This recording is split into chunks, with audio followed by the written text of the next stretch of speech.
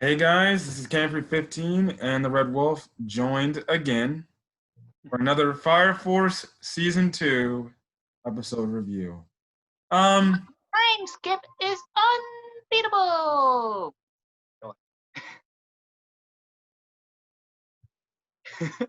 um, anyways, to be honest, this episode was kind of fast.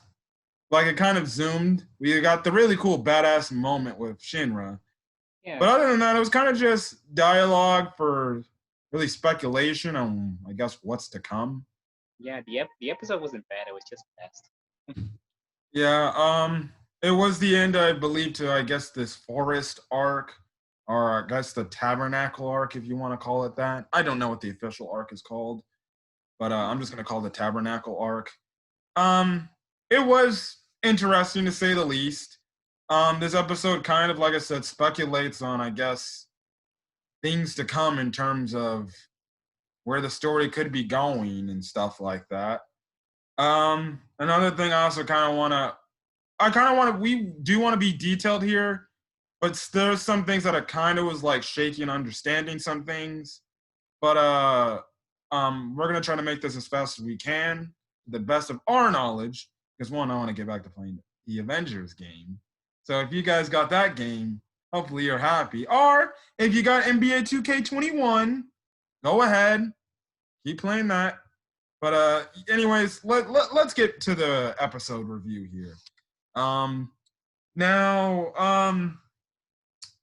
okay, so obviously we know Shinra is given the power of grace from the dark hooded woman for 1 second, even though it didn't feel like 1 second. But yeah, essentially, he also goes on to ask her like, what are the evangelists are doing, and she says their objective is to have a terrible arcane act and stuff like that, which again is the same thing that Rekka from season 1 said, where it's just they just want to destroy the world. That's essentially what she was kind of saying what the evangelists were just trying to do. She gives him his powers. He manages to do somewhat of the similar type of thing he did against Sho at the end of season 1 in their fight, where he was just going so fast beyond like the speed of light. I guess the only difference is he doesn't have that thing where it could have erased him from existence. I think it was about to at that one time. Yeah. This guy is like managing to beat the Tempe. Thank goodness they said his name in this episode because I totally forgot his name last week.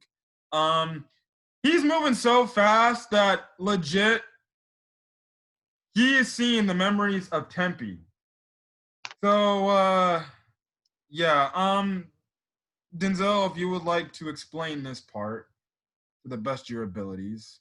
Okay, so he's apparently a survivor of the Great Cataclysm. The only survivor, pretty much. Like he mentioned while he was walking that he lost his wealth, his wife, and even his daughter, and he's pretty much like going crazy at this point. And yeah, he's like damn flames and all that. And excuse me, guys, I'll be right back. Pause the video. Okay, sorry for that regularly scheduled intervention, but going back to what you were saying, Denzel. So yeah, I already mentioned that he was going crazy because he was questioning why was he the only survivor until he reached to like I don't know. This they call it the spatial rift. Yeah, a spatial rift, and he was making comments like, so no human can go past this point or something like that, and that's where he pretty much kind of lost it until he saw a certain white figure suddenly hover out of the space rift. And he's like, who are you? What are you? Are you God? That's pretty much it for me. Yeah. The person in the hooded figure, now we didn't see the face. Now, at first I thought it could have been the dark hooded figure, but I think this is a completely different person. Because there's a reason why they didn't show the full face. Because we've seen the dark hooded figure's face. here, even though they have the same skin tone and everything. But I'm thinking it's a different person. Now, this person, I guess for the time being, we're gonna call this person God or Kami or whatever you want to say in your version of God. Um, Anyways, the interesting part is this person's wearing evangelist clothing. So the evangelists were a thing all the way back then, 250 years ago. Mhm. Now, how that person went through the spatial rifts, no clue. Um, like I said, Tempe was shocked and stuff like that, and we get a scary revelation that we thought the bugs were a thing, recently. No, those bugs that transform people into infernals or demon infernals, those things have been a thing since 250 years ago, which is pretty crazy to see. Which goes to show that there's been a long line of evangelist stuff going on for the past 250 years, and it's just been a constant thing over and over and over these 250 years. Which is a speculation is that this person might be behind the scenes tricking people and stuff like that. Going across histories with messing around with the different religions, which is a later speculation and stuff like that. Now that's why we find out how Tempe turned into the demon infernal, and he's been like that for 250 years. Then Shinra eventually finishes him off for good and Mhm. stuff like that. Um, Now the more the woman actually talks, Shinra does ask her, like, what again, or she answers the question that Shinra asks, like, what do you have in relation to the evangelist? And she kind of says, listen, I have really no relationship with those dudes. I just came here to fix the tabernacle, take care of the animals, preserve the forest, the things she's been wanting to do and stuff like that. So yeah, that's really it for her. She kind of just flames out and I guess her story is done. Um, but she does go on, like I said, she does go on to mention, because this is when she talks about like history, she does go on to mention maybe this person, which I guess you can say is the person that is called God here, has been going throughout history, tricking certain civilians, making them join the evangelist. And that's how this whole line of evangelists have been going on for all these years and stuff like that. Which is, I guess you can say, pretty interesting, because that's what we're led to know that the evangelists are doing is A, they either trick you, or B, they kind of force you into their little cult, whether you like it or not. So yeah. I'll never forget that episode with Inca. She pretty much volunteered. Can we not talk about her, please? There's a reason why they aren't showing her, and thank goodness they aren't, because I'd honestly be raging. They're gonna be showing her eventually, so you're gonna have to deal with it. Yeah. They also make a mention after they Pawn, Arthur, and Licht get out of there. They go back in there, and they do speculate here. What if the first pillar is actually, in Amaterasu or within Amaterasu? So that's another speculation. Maybe she's in the Tokyo little tabernacle thing. They also go back to Tokyo in this episode. We do have a emotional goodbye between Shinra and Scope, which I thought was a pretty heartfelt moment. It was Shinra saying, "Hey, if you need some help, I'll be there to call, or just make sure you call me, even though I don't know how, but it is still pretty cool. I did like Scope's character for the short time we saw him. Yeah, anything you got to say about him? Oh man, that was actually a pretty heartwarming moment right there. Yeah. I hope I think I hope to see those animals more in the future. Hopefully, but I don't think we will, but who knows? Mhm. I did find it funny at the end. He's like, I'm going to try my hardest when it comes to digging holes. And if not, I'll call you. And I'm like, okay. Okay. Yeah, they go back to Tokyo. They drop off everybody else. They drop off Juggernaut, Ogun, and Pawn. I feel like for Juggernaut, we might not see much of anymore. But I think we'll definitely see Ogun and Pawn a little bit more this season. Who knows? It'd be a crime if they don't show more Ogun, especially with how many people were liking what he did last week. Um, Anyways, Shinra actually dreams of the first pillar, and we see the first pillar just surrounded by these flames. Now, he does mention that it looks like she is crying, but in that same scene, she looks like, and then she gives the crazy look. She was like, I don't know what the hell the thing is going on with her, but Shinra again mentions that she looked emotional. So could she be somebody that, we might not think she is? Maybe because they speculate, maybe because she was an Amaterasu for all this time, she may have resented, humankind, which is the reason why she acts.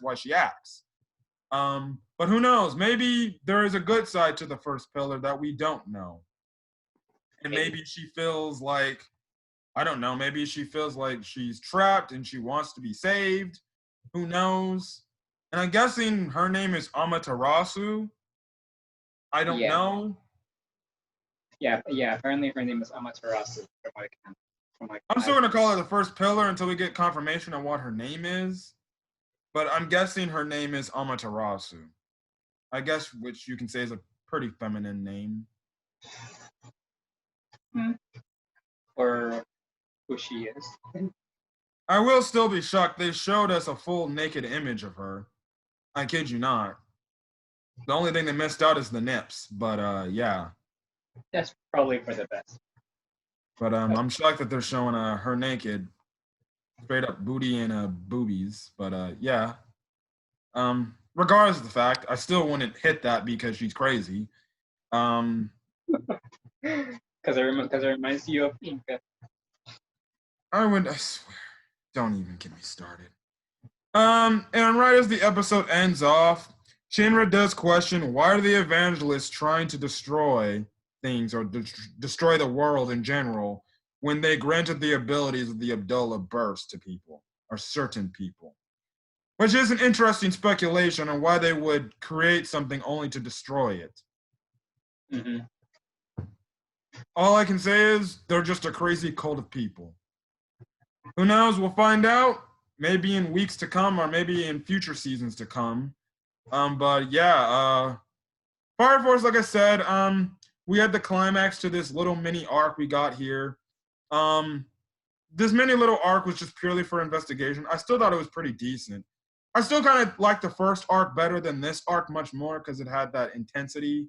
Not to say that this arc didn't. It was kind of a little bit mellowed pace with a little bit of intensity here and there. But I still prefer the first arc than this. But this arc is still good. And it seems like next arc, I guess we're going to dive more into Licht and Joker. I don't know if next week's going to be the focus on Licht's backstory, but that's what it looks like it is before he met Joker or something like that. Mm-hmm. Or, maybe he gives the information he learned from the past few episodes to Joker. But it seems like next week's going to be the start of his story in terms of how he met Joker and how he's the person he is today. So, yeah. It's going to be interesting to see the backstory of Licht because I know for the question is we want to understand who is Joker, why is he here, what is he about, as well as Licht as well, and what is his origin story essentially. So yeah, I know I was okay with this episode, but I'm very intrigued to see next week's episode. I don't know about you, Denzel. Yeah, I'm looking forward to it. Anyways, I think that's all we can say for this episode. Like I said, there's probably going to be a shorter review because this episode was kind of just to the pace, mostly because it was the climax of this arc, this little mini arc. But yeah, like I said, we're gonna get out of here because one, I want to get back to playing Avengers, and hopefully you guys are having a blast, whether it's playing that or even NBA 2K21. I don't know why you subject yourself to that, and I know I play 2K, but still. 2K has not been good for a while. Anyways, if you guys like the video, leave a like, put in the comment section your thoughts on this episode, as well as hit that subscribe button to get more Fire Force content. In the meantime, I'm gonna get out of here. He's gonna play SAO. I'm gonna play Avengers. And yeah. So hopefully you guys are staying safe. And if you're in California, hopefully you're staying cool because apparently we got another freaking heat wave again. Especially this weekend. Upper 90s. Wonderful. And here I thought I was getting a little cooler compared to last time. Yeah. Boy, were we wrong. All right. That's just the pain of living in Southern California. Anyways, we're going to get out of here, guys. Hopefully you guys have a great rest of your day, evening, or whenever you're checking out this video. Until then, guys, it's been Camper15. And the Red Wolf. We're signing out. Hopefully you guys have a great rest of your day. Peace. Peace.